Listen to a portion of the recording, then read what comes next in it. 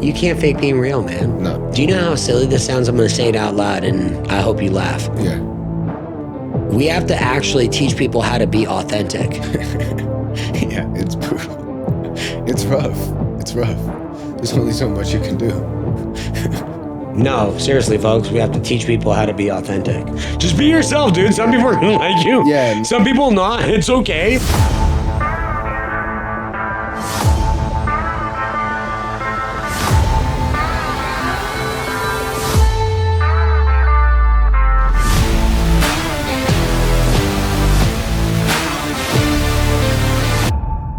Thank you for joining us on the Evolve Your Brand podcast. I'm your host, Ollie Amirkhiz. I'm a mortgage advisor and a podcast host. Just want to give a huge shout out before we get started. I have a special guest with us, Icon Industries, Shane ×3, because you love yourself so much, you had to go get two other people with the same name. Steven, bro, I wasn't going to leave you alone because you're a genius in your own right. So I named the eel after you. The rest of the crew at Icon, love you. We can't do this without you. Without further ado, I have a special guest, and it's rare someone gets an opportunity like this, but Grayson Stewart, thank you so much for joining us. Yeah, thank you for having me. I appreciate it. I appreciate you coming on, and people are going to be like, what has this kid done? Yeah. And I'm going to tell them what you've done. You have really been impressive. Thank you. You know, it's real estate is a hard industry to get into. 100%. And I'm not going to speak on your behalf, but what's your first like eight months been as a real estate agent? Yeah, so it's been crazy. It's a big learning curve. I feel like I didn't know, like looking back now, I knew absolutely nothing, when I started. So, I mean, I thought I knew what I was talking about because like we were saying, I come from a lot of generations of real estate. So I kind of understand like vague things and little slight little terms and things that I thought I knew. But then I got into it and realized everything that I thought I knew, I didn't really know, or I only knew the surface of it, So it's been good. It's been fun. I've learned a lot. And I feel like I just it took so much time to get into where I'm at and going into now. So like it was a lot of work and dedication. I'm still doing that, obviously, but it was brutal for a bit there, like the first 6 months or so is not easy, it's like even longer, I'd say. But the amount of work you put in is what you get out, really, at the end of the day. Are you happy with the amount of work you're putting in right now? Yeah, I mean, I love working, actually. I don't know. Like, I feel like if I was a salaried guy. Folks, you see this smile right here? Yeah. Does he seem like he loves what he does? Yeah. If I was salaried, I probably wouldn't love working. But when I get to help people and work on my own, like, not really my schedule, actually, at the end of the day, but helping clients and making them be able to achieve what they want to achieve, it's big. And we'll jump into real estate. Let's give the audience an opportunity to get to know you better. So where did you grow up? You're a native California, right? Yeah. So born and raised San Luis Obispo, California. I was born there. You poor thing. Yeah, it was brutal. It was brutal. Really feel bad for him. Yeah. Send him some sympathy. Yeah, brutal. It's tough out there. No. Yeah, no, I was born and raised in San Luis Obispo, lived my whole life there. It was interesting. I grew up and I liked it, but at the same time, I always wished that I was somewhere. Sounds crazy, but more diverse. Like San Luis was very not diverse, so it's not diverse at all. In what regard? Just people, cultures. I feel like it's really just a lot of old white people and then college students. But there's things you can learn from that. Getting to grow up in that area is what every parent wants for their child. Like you get to grow up in a nice, pristine area with people that are well off, and you get to see the best side of life, right? But I always thought like, I wish I grew up somewhere more diverse, or like somewhere with more people like similar to my family or something like that. Yeah. Because it was unique. My mom's black and my dad's white, and I don't think I knew anyone else with one family I knew that had a black mom and a white dad, but it's rare, in San Luis Obispo when there's 2% black people in the whole county or whole city. So I liked it, but there was a lot more I wish I got to explore and see, because it's very sheltered, you don't get to experience the real world. But a lot of people get stuck in that. When did you move to San Diego? I moved here just under 2 years ago. Oh, cool. Yeah. Well, welcome. Thank you. You're great people. You belong here. Yeah, thank you. We do not allow not nice people in San Diego. I'm just kidding, folks. No, if you're not nice and you want to move here, as long as you have money, we'll let you. Yeah. Might be a struggle though. You're gonna be dealing with the wrong people. Total jokes. What is your best what's your favorite childhood memory before you were 7? That's a good question. I only ask good questions on the show. Yeah, I like that. I would say it's random, but when I vaguely remember when I was like in kindergarten or pre-K or something, and my grandpa, because my grandparents live in Oregon, or they still do, and my other grandparents live in Sonoma County, and so my grandpa from Oregon had showed up to pick me up from school, and I gotta leave early, and then we went to Disneyland, and so that was like, boom. that's everyone's, like every little kid's dream, you know. Okay, which grandpa is this? Let's give him My dad's grandpa. My grandpa, Papa Barry is what I call him. Papa Barry. Yeah. All right. Yeah. That's a cool, I mean, Papa Barry's got a cool grandpa name. I haven't seen. Yeah, Barry. Kudos to him, man. Yeah. Like, what a cool grandpa. Yeah. We're going to Disneyland, bro. Yeah, Let's go. Yeah, let's get out of school. I loved it. You know you're going to have to pay that forward with your kids. One day, just pull 100%. up. My grandfather did this, but Yeah. Papa Barry. Yeah. We're gonna have to give Papa Barry a short right there. Yeah. High school. What was that like for you? It was interesting. I was always a soccer player. So that was really my thing. I was like, I hung out with the guys that play soccer. I played soccer, went to school, went to practice. I worked a few different jobs in high school. Like, Oh, you did? Yeah. Did you have to, or did you want to? I'd say I have to. I wanted to play club soccer. So my parents' thing was like, you gotta have to pay if you want to play club soccer, like pay for half your club soccer. So I would work on the weekend, or I would work on the weekdays, because on the weekends I was obviously playing soccer. Right. Yeah. So when I was young, I got a job as a scorekeeper, and then I got promoted to referee. I was making good money for like 13-year-old or 15-year-old, whatever. I started when I was like 12, 13, scorekeeping. And then 15, I was a referee, 16 referee. And then I got a job as a dishwasher. Oh, shit. Yeah, I was a dishwasher. You went and did manual labor. Yeah, I was a dishwasher at an Asian restaurant. And it was like this Japanese restaurant. I had no idea what's going on. I just washed dishes. Okay, what did you learn from washing dishes that you still hold on to today? People are brutal. What do you mean? You know, people are brutal. I actually probably know what you mean, but what do you elaborate? No, people are brutal. There's a lot of things you can learn about being working in the service industry. You know, I bartended when I was in college as well, helped pay for stuff, and you know, you really see people who understand the work that's being done and people who don't. There's people you've seen like, oh, this person is working in the service industry. Oh, this person comes from a good family. Like, you know, you see people that take care of the people that are taking care of them. And I don't know, dishwasher's horrible. I'll never do it again, obviously, unless, you know, I really had to. But right. Yeah, you just see like a whole different side of the restaurant industry and then the people industry, and like how it's more relational rather than transactional on that side as well, like just like it for us. But yeah, you see like, you know, people just throw dishes at you, especially when you're a little kid. I'd be like 15, 16, they'd be like, hey, watch this, do this. And I'm like, oh God, this is brutal. But I knew I had to do it to get it done, you know, so. Yeah. Hey, you learned early on that sometimes we got to do shit we don't want to do. Exactly. And I mean, that translates into real life. Pretty much. I mean, you're getting ready. That's like getting punched in the face for real estate. Welcome to the shit you really don't want to do, but you have to get it done. Yeah. When you played soccer, what position did you play? So I played my whole life. I was more of like a central midfielder. As I got midfielder? Yeah, and then as I got older, I converted into like a right back. So I played like right defense. For people who don't know, I played right back. Like, it's basically you're just an outside defender. Well, if they don't know, you should go find out, because soccer is probably it is the number one sport in the world. Yeah, it is the number one sport in the world. So you played defense. Yeah, so I played defense. I usually played like holding mid, so it translated it into right back, because you know you're moving center mid, you're running a lot, and right back, and you're more defensive. So I did that, and or I'd play box to box, because that's kind of similar. You know, playing like the 8, I'd be like a central mid that just kind of ran all over. I was fit, so it was easy for me to run that much. But right, yeah, I was gonna say you got to be fast, man. Yeah, you have to. You're spending the whole time running. Did you play club? You played for a club, right? Yeah. So I played for high school and then club soccer. Played for a club that was based out of Oxnard, like Camarillo area. Right. But they had an extension to Santa Maria. So I would drive to Santa Maria to train, because that was the best team in the area. So I would drive down there so I could get the best training. Nice. Yeah, it was brutal, because at one time I lived in North County for my dad's job. Was up all the way like east of Paso, which was super far. And then I would have to drive to Santa Maria. So it was like Paso to Slow was like halfway, and then Santa Maria, I was like, it was brutal. But I was like wanting to play on the best team because I wanted to play in college. So I eventually did that. Yeah. How was your college experience with soccer? It was interesting.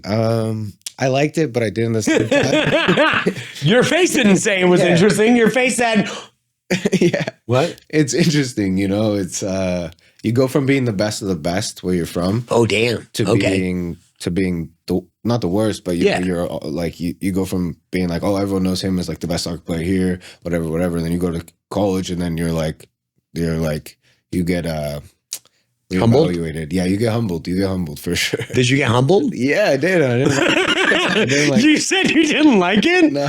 Okay, what was the biggest difference that what was it that blew your mind from high school to college?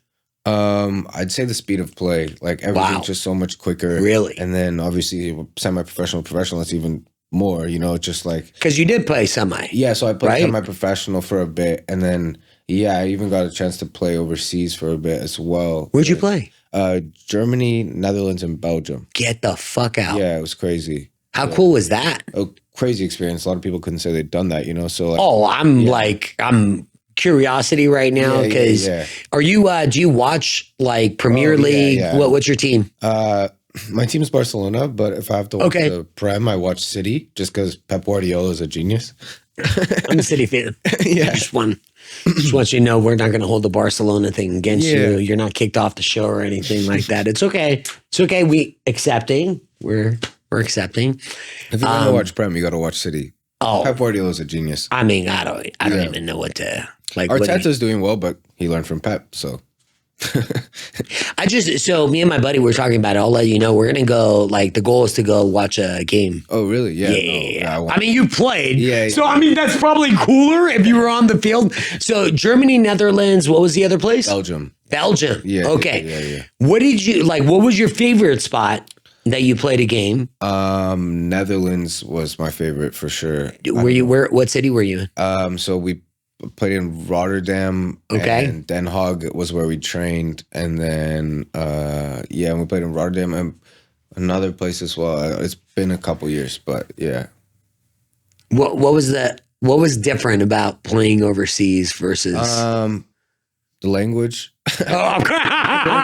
I mean, everyone in Europe speaks English, but sometimes there'd be players that like wouldn't really speak as much English, so it'd be hard to translate. And then communication wise on the field, exactly, got it. And just like being able to like quick communication that's concise and clear, it's tough. And then just level of play. I mean, you're coming against players that whether they're like they were in the big leagues and then they're coming down and they're a little older, so they may not be as like I mean, they're still insanely fit, but they might not be, you know, like in the prime of their condition. Right. But they still played with players that were the best of the best. They played with, you know, Premier League players. They played with Dutch league players, or, you know, they played with the Bundesliga or something crazy. So they know, like, they're coming from playing with like Lewandowski's and, you know, Premier League players, and so then they're like looking at you like, oh, this kid knows nothing, and then you know everything, you know.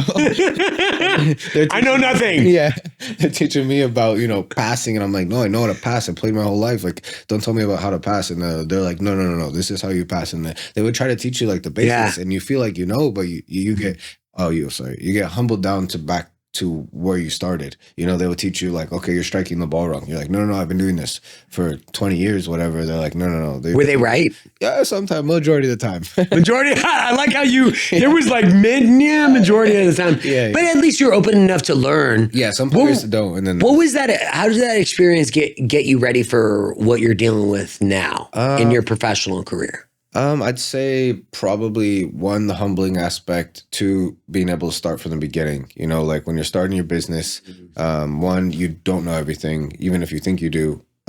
Two, you're gonna have to start from scratch. Like, you know, you own your own business as a realtor, right? So you gotta create your brand. You gotta work from the start. You gotta change your social media. You gotta, you know, reach out to the people you know, your sphere of influence, anyone you can really, and then you're just trying to build up from whatever you have and then get to where you can succeed and flourish. Did you say you have to create a brand? Yeah. So, what do you mean? Okay.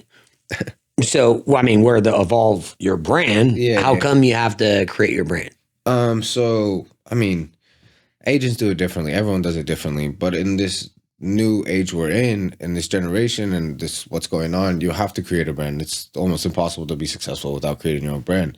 I'd say that's probably because I mean, everyone wants to be an agent and do this and do that. But until people can verify you and see like, oh, he's really doing this. Oh, he has this momentum, or he's really helping his clients do this, or oh, wow, he did help a first-time home buyer and he helped an investor, or he did this and did that, you know? It's like if you don't have that brand to show, people can't verify you and trust you and know they would want to work with you. You know, you have to have that brand to solidify you not only as a person, but as a business individual.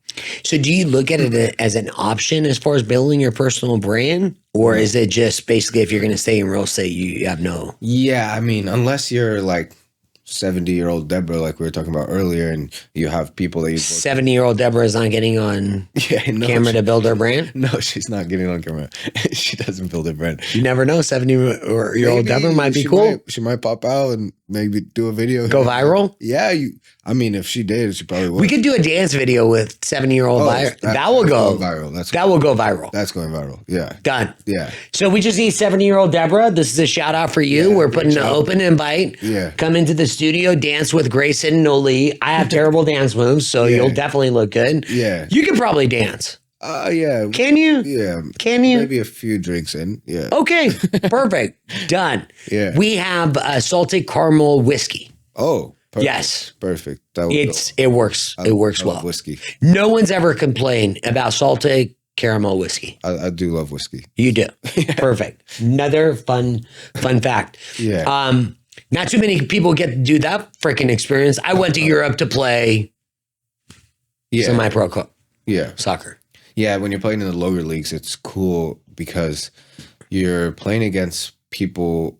Like, obviously, that's when, you know, after college, it's like, oh, what do I want to do? It's like, do you play forever and just keep holding on to that dream, or like start your career? So that's what was your dream? I used to want to be a professional soccer player as a kid. You know, that was like, everyone has their thing, like, oh, I'm gonna be an astronaut, I'm gonna be whatever. I was like, oh, I want to be a professional soccer player, play in the Premier League, whatever it was, you know. But I wanted to play on Barcelona, obviously, because you did, of course. But no, it's not. It's like, eventually you have to come to terms with how good you are and how good other people are out there. You get the experience, and it's a great experience, and a lot of people can't say they've done that. But then there gets to a point where, you know, do I play on a team and like live and basically have them pay for my housing and basically make nothing each month and do that for, you know, however long till you maybe make it, which you probably won't. Yeah, which you probably won't. The odds aren't very great. Or you can, you know, use that experience and leverage it and then go start your career. What made you finally say? After college, I was like kind of looking at my options, and I saw we had always come down here during college to go play San Marcos and UC San Diego and stuff like that. And I just loved it every time I came here. Honestly, I was like, this place is the best. It's terrible. Yeah, no one should move here. Yeah, please. None of you, please stop. Yeah, please actually end. Yeah, no, we need inventory, so you guys moving here. Actually, but I'm not a buy a duplex, so I need some equity. So maybe come and we need to get a San Diego application. Yeah, we should. Shouldn't we? Yeah, just like if you're a good person, you can come. Yeah. Well, that's hard to verify. I know. It's just solely like that's fantasy. Yeah, you can fake that. You can. Yeah, it's all good. Yeah. I'm trying to create a San Diego app. Yeah. Just brainstorming. No, it'd be good. Hawaiian shirt, you get to come. You can sing, you get to come. You have a bright, positive attitude, you can come. Yeah. That's most of San Diego. Yeah, majority.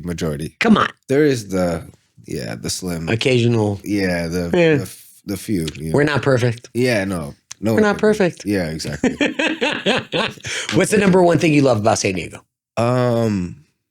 I would say weather, but since I've been here, it's been kind of off, like compared to normal, is what everyone tells me. It's your fault. Yeah, apparently. But San Luis Obispo has nice weather, so I know. Thought, you know, like I don't know what you did, dude. Yeah, I don't know what. So besides the weather, I would just say there's like it's like the best of everything. Like you can go to East County and have like, you know, calmness, and you can find maybe some guys with pickup trucks, and you know, that kind of reminds me of like Paso Robles, like up north of San Luis Obispo. Paso Robles has great wine, bro. Oh, amazing. I grew up around the wineries there. My dad used to work in the wine when I was young, and oh, really? Yeah, my parents had a wine tour company, so I would like. You got layers. Yeah, there's mom's a mayor. Yeah, there's a lot. Yeah, so it's like you can go North County, very beach vibe, you know, very calm. You can go to PB and deal with college students, or you could go to, you know, Imperial Beach, much more calm beach, but a little different vibe. And then you can even go to like, you know, inland. There's like, I feel like there's everything. There's so many different scenes and vibes, different niches everywhere you go. Yeah. Yeah. What's your go-to? Like if I have a Sunday off, which you don't, if you have a Monday off, I wish. If you have a Monday off, see how I switched it up. You have a Monday off. Yeah. Where are you going? Like, boom, I'm doing this. That's a good question. I only ask good questions. I like that. Yeah, I haven't had one of those in a while. Oh, you haven't had a day off? No. Okay, we'll send Jeff a text like, bro, Yeah. I'm totally kidding. No. Yeah, that's on you, bro. Yeah. Well, that's good. You're not taking any days off, and you're happy about I'm it. not in the time of my life or career where I should be taking days off. A lot Boom. of people, Oh. yeah. I mean, Oh. Okay. I'll get there one day, right? You see how he earned his podcast? Like, you see, hey man, I love sharing stories with like young up and coming entrepreneurs because you're like, it's fucking hard. Yeah, it's brutal. It's brutal. Oh, it's not glorified like you see on social media? No. You mean your five-figure money isn't coming in every month with you just manifesting it? Yeah, no. You can't just sit there and hope. Oh, it's not just opening your bank account? Yeah. No, it's weird. Yeah. I know it's odd. Like I wanted to be there. Yeah, you would think, you know. I wanted to be there. Because like I put on my Instagram that I'm a realtor. So I was hoping, you know, done 5 figures a month. Just show up. Easy every month. Done. You decided, so you go overseas, you do the soccer thing, amazing experience. You're upside down. Numbers aren't working out. Yeah. You're at that crossroads. I had student loans that were coming up, you know? Oh, yeah, I get it. Student loans, great investment, by the way. So, they don't ever last with you. It's like that ball and chain you can never get rid of. Yeah.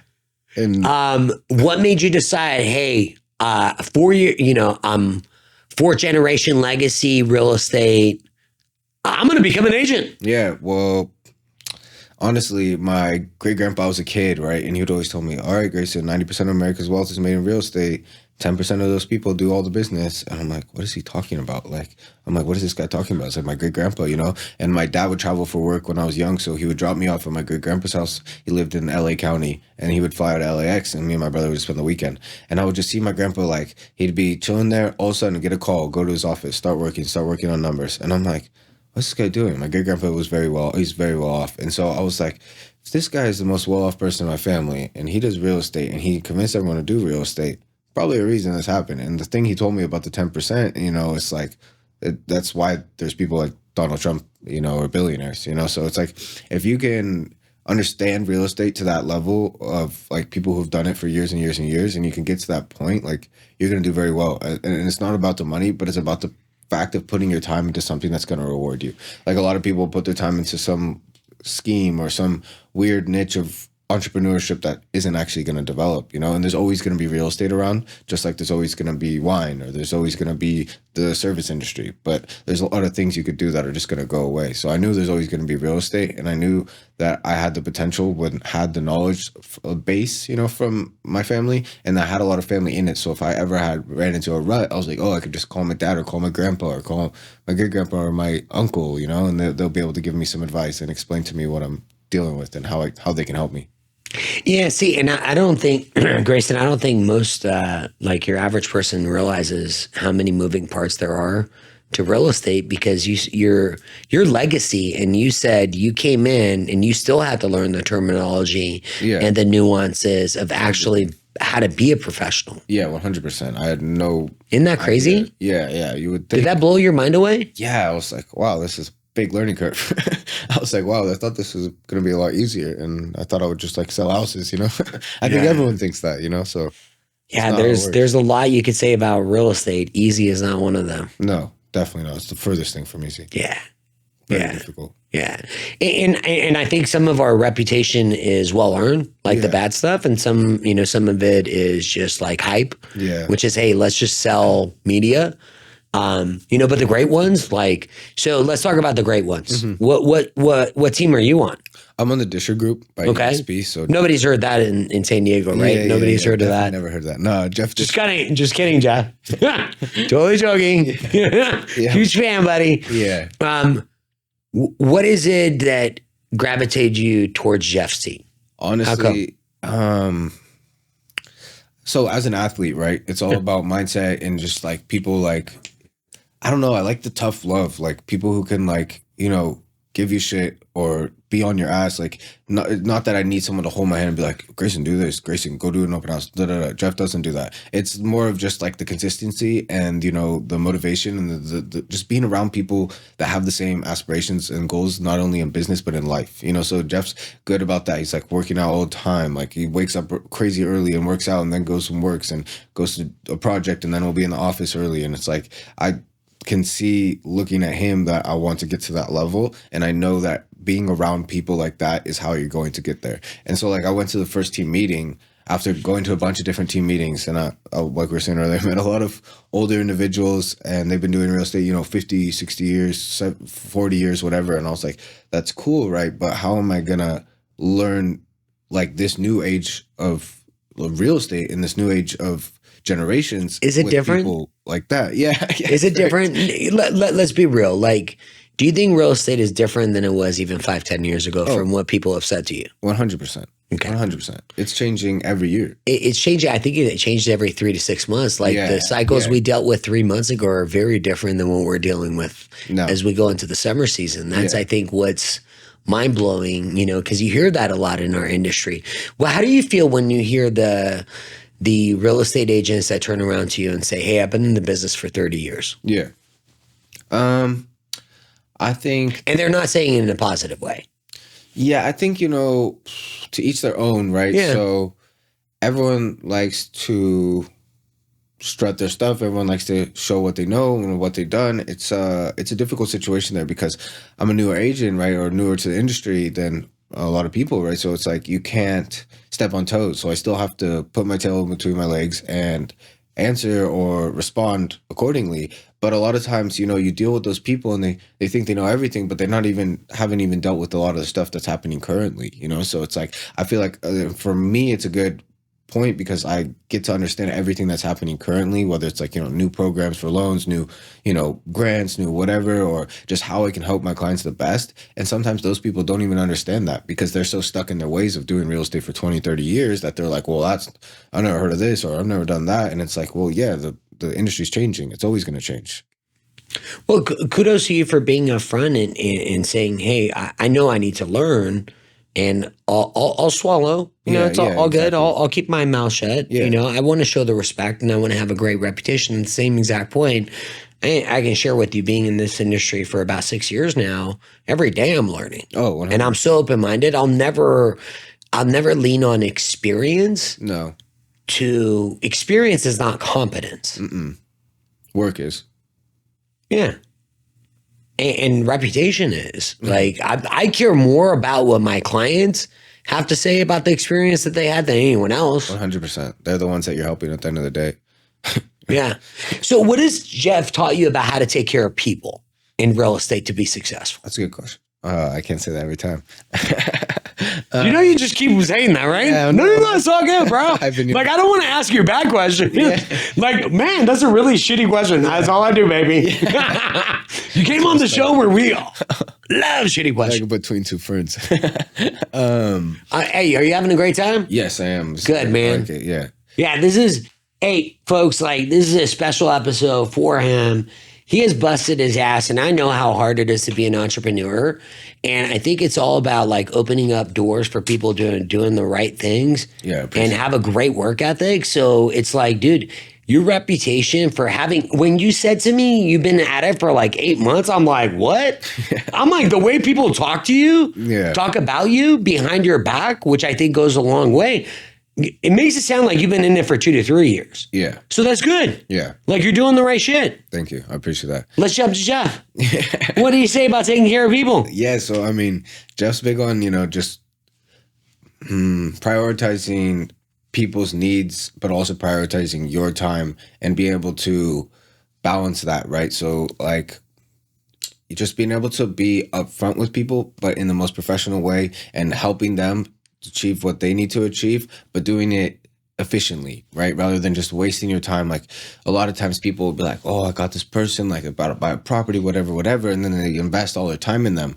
And then the person never buys a property and never hear from them again. So it's like, you need to be respectful and very helpful and generous to people, especially like your clients. Obviously that's your job, but you, at the same time, you need to have a balance and put a sense of respect and accountability, not only to yourself, but also to them. Yeah, you just basically have to set expectations and communicate up front early on so everyone's on the same page. He's very big about that. Yeah, you would think it's common sense, but it's not in this industry. It definitely isn't, you know, and so what's the Grayson experience that I'm going to get? Like as for a client? Only thing that matters, baby. Let's go.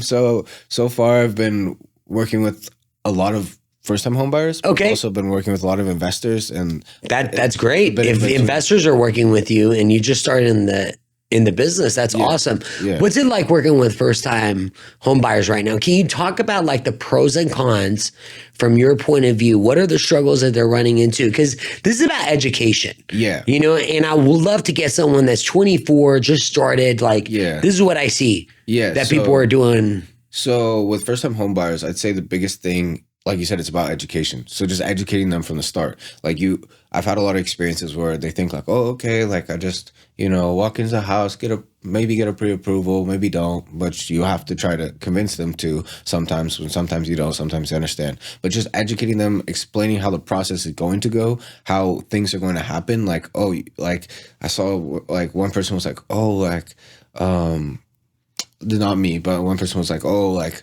I didn't know that they had to tell my client that they needed a deposit, like $20,000, $30,000. It's like, yeah, that's like, that's part of the process. So you got to explain to them like, oh, okay, you're going to need, when time comes, you're probably going to have to put 1 to 3.5% down besides the down payment, just to show that you're serious about buying the property. That's what they don't like. They wouldn't know that, because they never bought a home before. Or just educating them on the process, the timeline, how many days escrow usually is, what they got to do for the lender, what they need to submit in terms of documents. There's just so many pieces and moving pieces that most people would never know, especially if they never bought a home. So how do you take all these complicated things, because there's a lot of moving pieces. I don't know necessarily it's complicated, but there's a lot of steps that they need to go through. How do you simplify it so they enjoy the experience and they know you're the right advisor to be on their team? Yeah. So I usually kind of set up a meeting with whatever buyer it is. So like unless they're like a very busy individual, like an investor, but if it's a first-time home buyer, I usually set up a meeting and I'm like, okay, we can meet in person, we can meet on Zoom, but let me just go over everything for you. So I have a buyer presentation that Jeff made for me. It was really generous, and I use that sometimes, and other times I'll just go and get into the nitty-gritty and just explain like, this is how it's going to go, this is what we're going to be doing. So first you're going to need to get pre-approved, or if they already have a pre-approval, that's great, right? And so we can start targeting down areas that they like, what they're looking for, why they're looking for that. Because sometimes, people come to me and say like, oh, I want this. And then I'm like, why? What? You have to ask them like, why do you want that? And they're like, well, because I love Claremont and that's the only place I'll live. And then you start talking to them and they're like, I want a single family in Claremont and that's the only place I live. And it's like, okay. And so you gotta, fill them out, get some information. Like, is that practical? To be that rigid with your, if you're a first-time home buyer, in your opinion of how you've evaluated the market, what's the best way to get your offer accepted as a first-time homeowner when it comes to picking cities that? Yeah, so I'd say to get your offer accepted, you want to know, like you said, know the market. So at least have them kind of educated, show them properties, what they're selling for, show them what they're getting listed at, what they end up selling for, how long they're on the market, stuff like that, because then they can kind of understand for themselves. Right. Because I've been dealing with a person recently. He's like, okay, well, let's put in like 150, 100K under asking. And I'm like, no, that's not the market for this. And you have to go through explain that. When someone comes to you with that, yeah, I'm curious. Do you understand how come they're asking the question? Like, are you putting yourself in their shoes to say? Yeah, of course. Yeah. So what do you think it is? How come you think people think that offering below asking is a good strategy? I think they're thinking about common things, like common bartering, like, oh, like if I go to Mexico and want to buy a hat, like I'm not going to tell them full price. I'm going to tell them low, and then they'll come down, or like buying a car, right? Yeah, it's a negotiation. Yeah, it's a negotiation, right? Is it a negotiation in real estate in San Diego?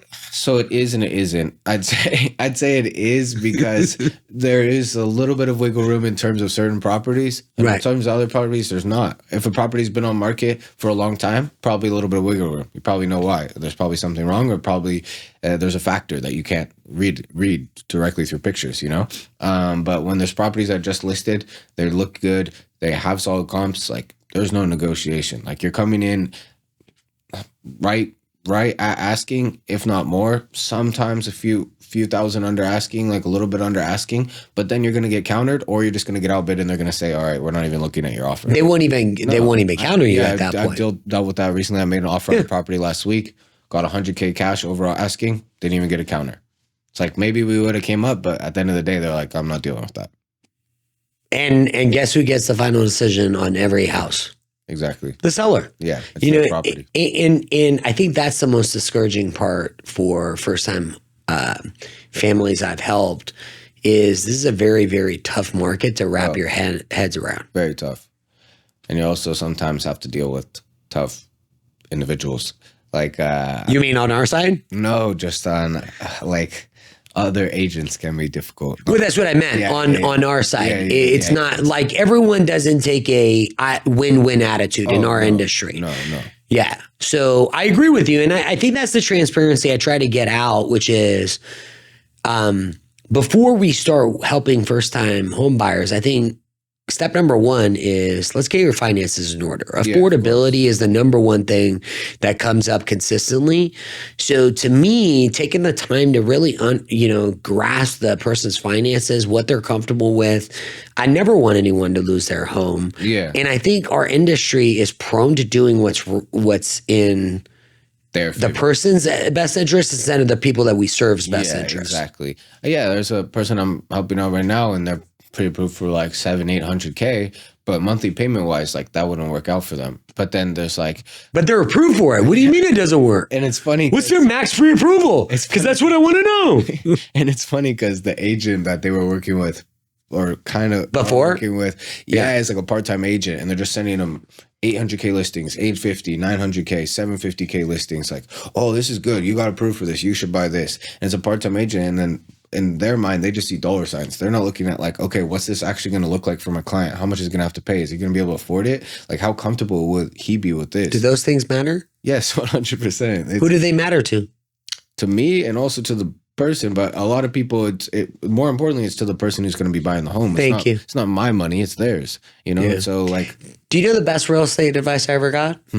It's not my job to sell you a house or get you a loan. It's my job to guide you a decision that's right for you. Very factual. What an easy way to do real estate. It's simple. It's not complicated. Yeah, no, and you have a very relationship centric, and I'm a huge advocate for anyone in our industry that's relationship centric. We do really, really well. Mm-hmm. And I think we can do even better. And we have an opportunity to make a difference, make our communities better, educate people so they understand the challenges that go into buying a house in San Diego. Because it's like a lotto ticket. That's the way I look at it. I know you don't want that lotto ticket, but it's still a winning lotto ticket. Yeah, exactly. Even though it's got shitty, the roof is shit. Yeah, the floor is bad. Yeah. Like it doesn't have a door on the bathroom. I totally get it. Yeah. And it's still a winning lotto ticket. Let's still take it. Yeah. Sometimes you have to. I mean, in this market, it's like you're either going to buy and gain equity, or you're going to wait and then be overpriced and maybe not even be able to afford it anymore. And the interesting thing I'm starting to realize, I empathize with homeowners, or potential first-time home buyers, because it's hard to understand. You and I live it every day, so it's kind of like, hey, I totally get it. You have no leverage, and we just say it like nonchalant. Yeah. I don't say it like that. I'm like, hey, I know it's really, really, I know. I get it. Yeah. Like you never thought you would grow up as a kid, $1 million house, and you're moving into a potential it's somewhat turnkey, a little bit turnkey. You never thought that, but you're in San Diego, California. Yeah. Especially when it comes from people coming from Texas, Let's not talk about that. Yeah. They look at our prices like you guys. Yeah. They're like, what is happening? Bro, they look at us like we're crazy. Yeah. I mean, we have to be. Do you love what you do? Yeah, I do. What's your favorite part about what you do? Is it? I'd say seeing clients succeed in their goals. Just being able to not to be cliche or anything, but just being able to see people get to the point in their lives where they had hoped to be. You know, like I have one friend who's, you know, we grew up together and we both like, you know, at the time our parents were both renters, whatever. And so now he's getting to the point where he's about to buy his first property in San Luis Obispo, and I've been helping him look up there. My dad's an agent there, so I can have him help me do showings and stuff. But I'm about to help him buy a property, and it's like we grew up together. We played soccer together, club and high school, and our families were renting at the time. And now he's about to be a first-time home buyer. How cool is that? First generation home buyer. Oh, first gen. Yeah. Families from Mexico, all that stuff. So really cool. How cool is that, bro? Yeah, no, that's huge. Like, does it blow your mind? Yeah. You're like, you get a good feeling, you know, when you get to make things like that happen. Well, and that's where I think, you know, the most successful agents I've met, they care with this. Mm-hmm. They always give advice that's in an advisory role. Mm-hmm. And they're not, one transaction doesn't make or break them. Yeah. It's crazy. Have to. And then you win long term. Uh-huh. And we take care of people. Yeah. Have a phenomenal reputation. Yeah. Reputation is everything. Go figure, right? Yeah, you would think. Yeah. Reputation is everything in this industry. I've noticed that right off the bat. There'll be agents like, you know, like everyone, like what lenders or agents, like they see an agent and they know them, right? Or they know their reputation. So like you call them and you're like, hey, I put an offer in this property, and you already know based on the person's reputation how that's going to go. Whether they ignore your calls, don't even respond to you, don't send you a counter, or they're like, oh, thank you, Grayson, like I know Jeff, or I know, you know, and these are real things. Like 100%. You'll get ghosted. Getting ghosted is very normal. No, yeah, I put an offer in about a month ago on a property, and we ended up submitting probably 10-15K over the other offer, but the agent ghosted me, and then they accepted a lower offer and never even included us in they didn't even counter us. They just accepted a lower offer, doing a disservice to their client, because they would have got $15,000 more to their seller, who obviously probably needed the money if they're selling, especially in this market. And they just didn't even acknowledge me, didn't respond to my calls, my texts, nothing, and then sold the property for $15K less. There's only so much you can do. I can't force them to send me a counter offer. I can't force them to check their email. You know, and Grayson, I've thought about this a lot, and I think it's creating content that really, really speaks about all the great people that are in an industry. Mm-hmm. So I've adjusted my approach in regards to how I'm going to make our industry better, which is let's highlight all the amazing people that are doing great things, reputation based. I vet everyone. Yeah. And those are the people that I'll advocate for. And I don't really, there's plenty of families to help for all of us. Yeah, of course. I'm all in. Who cares? What company they work at? Like, dude, if you take care of people, you're giving back to your community. Aren't we all like, we're all part of the same community. Let's freaking go. Yeah. We all live in San Diego. What do you think? Yeah. No, I agree. It's good. I think I've been trying to create more relationships like this. It's good to have people who have the right mindset, and not only the right mindset, but actually do it for the right reasons. You know, like there's a lot of people out there that don't. And it shows. You can read through it. You always see it. I mean, there's so many people that's like, they act like they're doing this, act like they're doing that. And you maybe their clients don't see, or maybe the other people don't see. But when you're in the industry and you work every day in this industry, you see it. You read through it. You understand what people are really trying to do. You can't fake being real, man. No. Like you really can. And authenticity, it's like, do you know how silly this sounds? I'm going to say it out loud and I hope you laugh. Yeah. We have to actually teach people how to be authentic. Yeah, it's brutal. It's rough. There's only so much you can do. No, seriously, folks, we have to teach people how to be authentic. Like, be authentic. I'm like, just be yourself, dude. Some people are going to like you. Yeah. Some people not. It's okay. Like, I genuinely, I want everybody to win. Mm-hmm. doesn't impact me whatsoever. I just want to do right and like change the reputation on our industry. Yeah. How fucking cool would it be for people to be like, dude, my mortgage advisor, love him. Yeah. Real estate agent, love him. Yeah, it's rare. Or her. Yeah, or whatever. Yeah, it's rare. It's rare. I haven't heard the best experiences from a lot of people that have bought homes. Like, you hear all the time, like, oh, I was working. A lot of times, you'll find clients, because the last agent they worked with or the last lender they worked with was terrible. So then they're like, okay, now I'm open. I'm trying to find someone new. They'll say like blatantly to you, like, I had a horrible experience. Like, they weren't helpful. They didn't care about me or my time or my experience. They just wanted to get the deal done. It's like, that's not a good look. That's rough. And when you're about to make the biggest life-changing decision of your life, I would think that we're going to emotionally connect with them and be there. Like, I play so many hats, and I know you do too, for the families that we serve. It's like, dude, you're there to serve. Yeah, let's freaking serve. Yeah, that's our job. Let's freaking serve. Go figure. All right, I have a cool idea I want to run by you. You're one of the first real estate professionals that we're sharing with. So impromptu, he doesn't know this is coming. I think one of the things that would help our industry is to bring real estate agents and their clients that we help and put them on the podcast and have them share their story with their agent about what made their experience just mind blowing. Yeah. Because they really, I would say most like first time home buyers and people that are interested in buying real estate in San Diego don't want to hear it from you and I. No. They want to hear it from the people that we serve. So what do you think about that? No, that's brilliant. I think that's good. I've seen like some little videos here and there of people like videoing their client being like, say good things, but I haven't seen like an actual podcast or actual video where they're firsthand just saying how it went. And you're about to see one. Okay. That's what we're doing. I'm ready. We have about to launch our first one. It's a military family. Yeah. And they just bought their dream house in Texas. Oh, sweet. And guess what they leveraged? Their first purchase in San Diego. Oh, really? Oh, yeah. It's such a cool story. That's cool. Such a cool story. I like that. And he was on subs. Oh, yeah? Oh, yeah.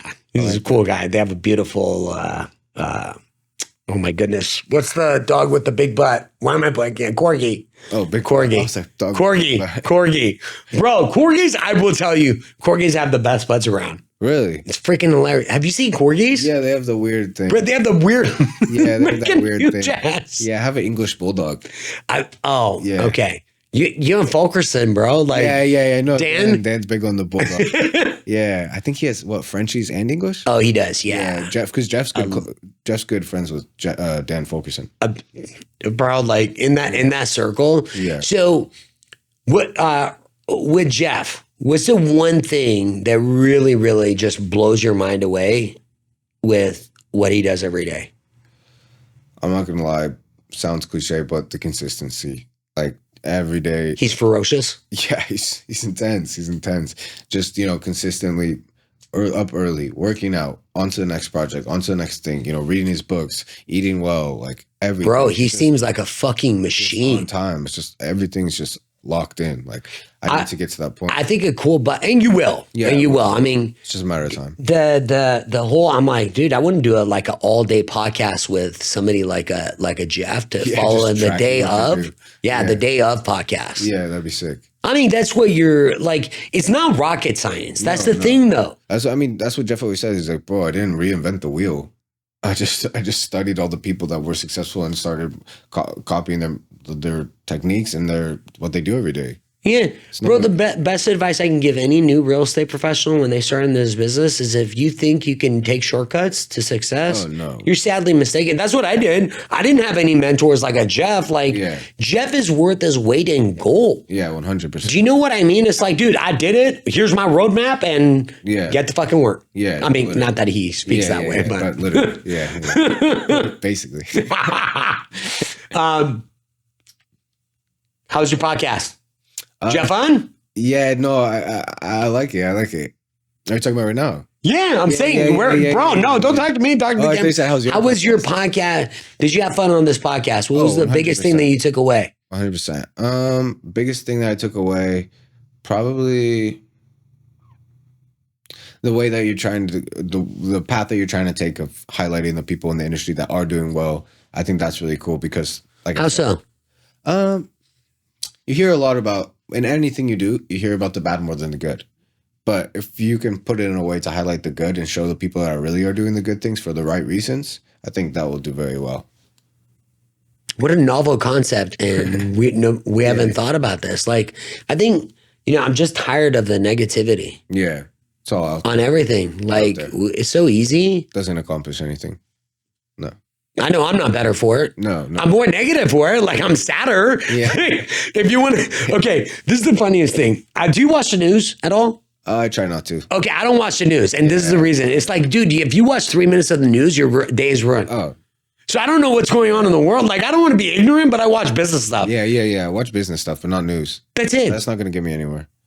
Anywhere at all. If you're not watching the news, you probably have the wrong mindset, to be honest. So you are one of the agents, one of the people we're going to follow over the next 2, 3, 4 years as you continue to stack up awards and stuff. Yeah. And then we're going to 3 years from now, we're going to reference back to this episode and be like, hey, everybody, do you remember when? Yeah. Little Grayson. Little. Definitely not calling you that, bro. No, but I would. When I'm looking back on it, I'll think of that. Yeah. You will. Yeah. You will. And the cool thing is, I'm excited for your mom to see this. Oh, yeah. Your parents, they're going to be like, really? Yeah. They'll like it. They will. Grayson Stewart, so glad to have him. You will hear a lot about him. If you're looking for someone that's relationship-based, that's going to help you out, you got to know him today. He's doing incredible things, really, really proactive. You're going to hear him accomplish a lot of fantastic things in our business. Appreciate you coming on. Thanks for having me. Absolutely. Evolve your brand. We're out. We'll put his contact information. See you next time. Peace.